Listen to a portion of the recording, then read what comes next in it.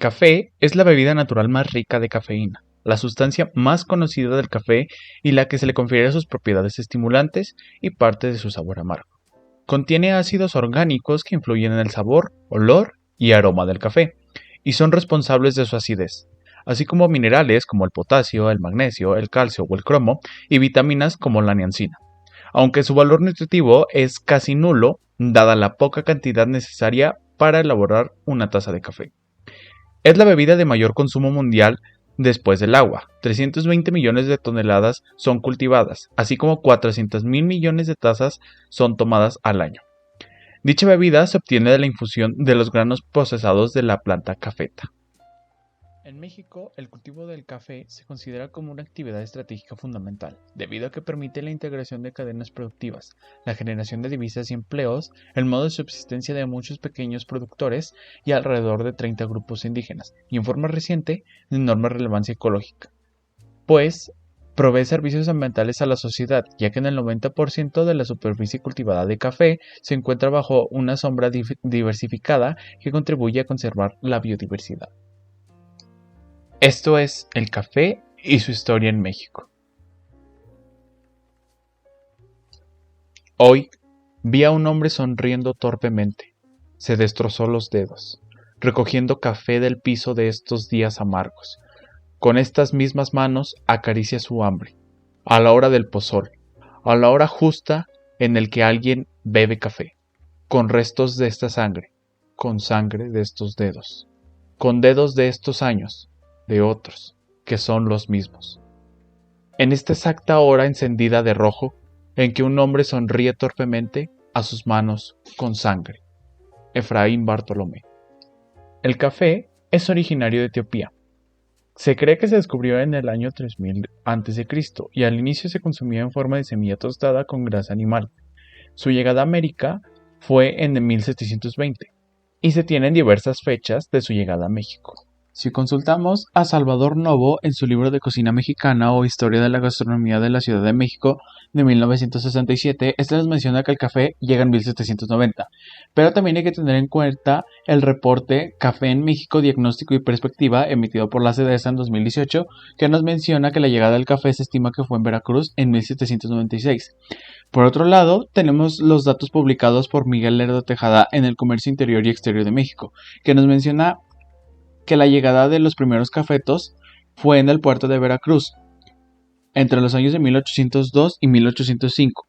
También, por último, tenemos que tener la versión que tiene William H. Euchers en su Tratado del Café, que nos menciona que la llegada de los cafetales es a finales del siglo XIX, que son traídos de La Habana por el presbítero José Santiago Contreras y cultivados en Coatepec, Córdoba y otras regiones del actual Veracruz.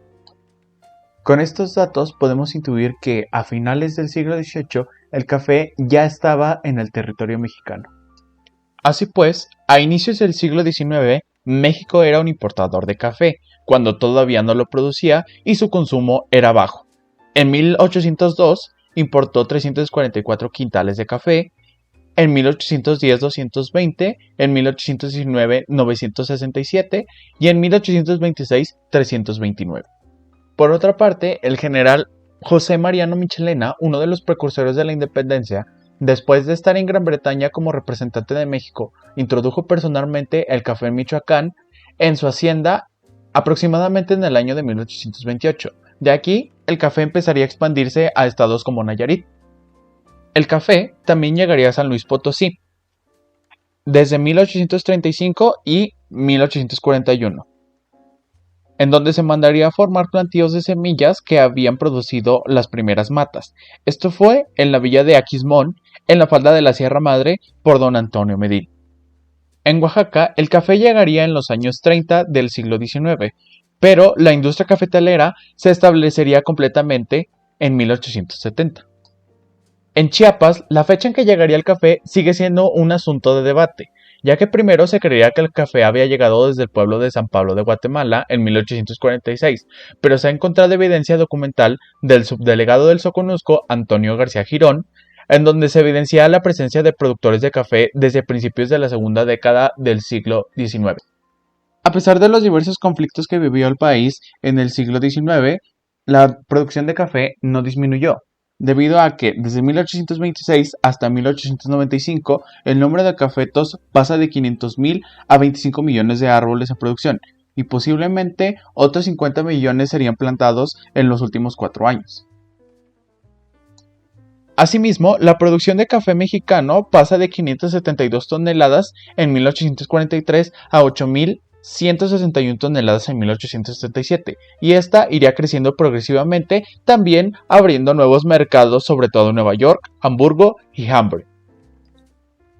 Periódicos en México como El Financiero y El Universal en 1896 publicarían datos que reflejan que Estados Unidos era el principal mercado del café mexicano, ya que en 1895 se habían exportado 17.631 toneladas de café.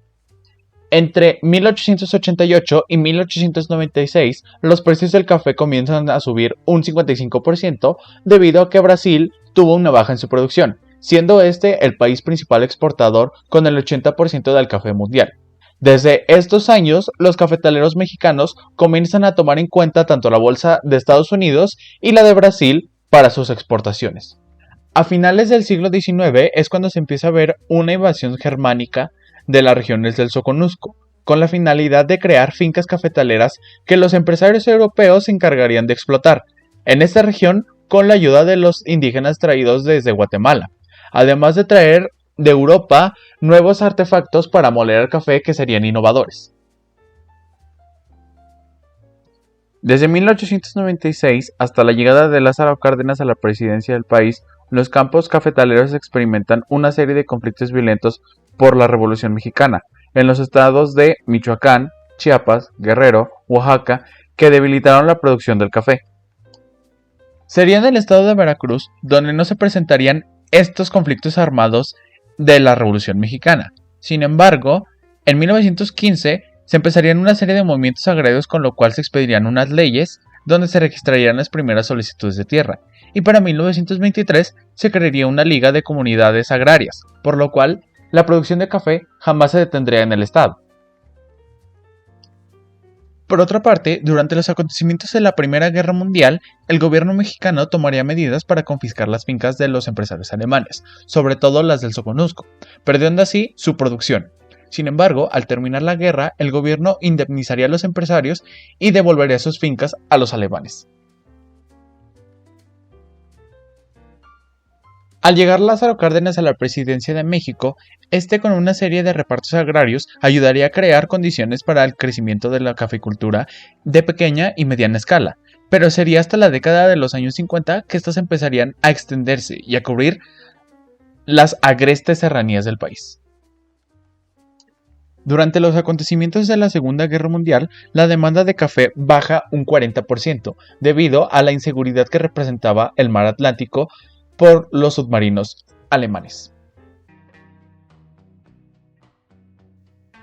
En 1948 nace el primer Instituto Mexicano del Café, hasta 1958. En esta etapa, el instituto solo se limitó a realizar los trabajos estadísticos y censales, y también a la recopilación de información sobre la agroindustria, y por lo cual no desarrolló una acción directa en el campo. Un año después, en 1949, nacería la Unión Nacional Agrícola de Cafetaleros, que se dedicaba a gestionar los gobiernos estatales y federales a la rebaja o eliminación de impuestos a la cafeicultura. El 17 de octubre de 1949 se forma la Comisión Nacional del Café, que junto con organismos como el INCAFE y la Unión Agrícola se encargarían del aumento de la producción del café con acciones como la defensa, restauración y conservación de los suelos. Tras los acontecimientos de la Segunda Guerra Mundial, Brasil registra una baja producción debido a las implicaciones climáticas, por lo cual el gobierno de México plantea incrementar la superficie sembrada. En 1957, México firmaría el pacto llamado Pacto de México, con otros países productores de café como Brasil, Colombia, Guatemala, El Salvador, Nicaragua y Costa Rica, para regularizar los precios del café y también las exportaciones. En este mismo tratado, México se comprometería a promover el consumo interno del café, reducir las superficies de producción y aumentar los rendimientos de las zonas de buen potencial. Sería después de 1958 cuando caerían los precios internacionales del café que se fragmentaría la Unión Nacional Agrícola de Cafetaleros, por conflictos con los productores por los bajos precios de compra y por los altos precios de su venta. El año de 1962 resulta ser un año muy favorable para el café, ya que a nivel internacional se funda la Organización Internacional del Café con 26 países exportadores, entre ellos México, y 13 consumidores. Por otro lado, en 1967, en la finca de Irlanda, en Chiapas, se empieza a cultivar el café orgánico. Esta sería la primera de una serie de nuevas fincas que se expandirían por todo el estado, convirtiendo a México en el mayor exportador de café orgánico con 90,000 sacos de 100 kilogramos. Es en 1983 cuando aparece por primera vez en México, en Chiapas, la roja anaranjada, un parásito que ataca las hojas de los cafetales, por lo cual desde este año empezaría a expandirse por todos los demás estados del sur de México. Sería en 1989 cuando se llegaría a un colapso cafetalero mundial, debido a la ruptura de las cuotas que manejaba la Organización Internacional de Café y también la entrada del café que venía de Vietnam como otro exportador. A esto cabe destacar que la rama que producía Vietnam era la rama robusta, por lo cual tendría a estar a bajos precios y los países consumidores se verían favorecidos. El colapso cafetalero afectó enormemente a México, debido a que el INCAFé llegaría a su fin y ocasionaría que se dejara la industria cafetalera libre, y muchos de los productores de café ya no contaban con los apoyos suficientes y tendían a abandonar los cafetales o a cambiarlos por la producción de azúcar, implementando el cultivo de caña en los antiguos cafetales. Asimismo, se le empieza a dar una gran importancia al café soluble, por lo cual, desde 1996, el gobierno mexicano autoriza una cuota a las compañías solubles, entre ellas Nestlé, para liberar las importaciones de variante robusta. El siglo XXI empieza muy turbulento para los cafetaleros mexicanos, ya que en el 2001 se registran movilizaciones en los principales estados productores de café para promover una política cafetalera más agresiva en la Organización Internacional de Café. Es así como el gobierno mexicano empieza a crear una serie de proyectos para sobrellevar la crisis cafetalera. Por ejemplo, crea el Fondo de Fomento Productivo en apoyo a los cafetaleros pequeños, con el que les brinda 900 pesos por hectárea. Además, se crea el programa de desconstrucción del café de mala calidad y de reconversión de huertas de baja altura, lo que destruye un 5% de la producción nacional. Además de que en 2003 se crea el programa de apoyo a la calidad y productividad para reconvertir las huertas de café a la variante robusta y para intensificar su cultivo. Cabe destacar que en México existe una falta de cultura sobre el consumo del café, sobre todo un café de buena calidad, que es el principal obstáculo para la búsqueda a la solución de la crisis del mercado interno que se vive desde 2002. También a la crisis que se vive desde 1989 internacionalmente. Por otro lado, en México han existido ciertas crisis sanitarias del café, sobre todo en 2012, siendo esta la más grave del país, como protagonista a la roja anaranjada. También en 2015, esta misma volvería a aparecer en regiones como Coatepec, en donde tuvieron que tumbarse por completo o sembrarse nuevas plantas de café. En 2017 se registraron la participación de 500 cafeicultores en todo el país, donde alrededor de 3 millones de personas dependen exclusivamente del café en algún grado.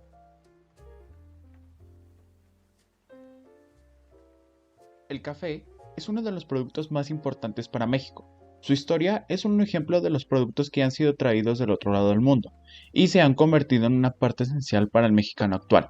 Como diría Rubén Darío, una buena taza de su negro licor, bien preparado, contiene tantos problemas y tantos poemas como una botella de tinta.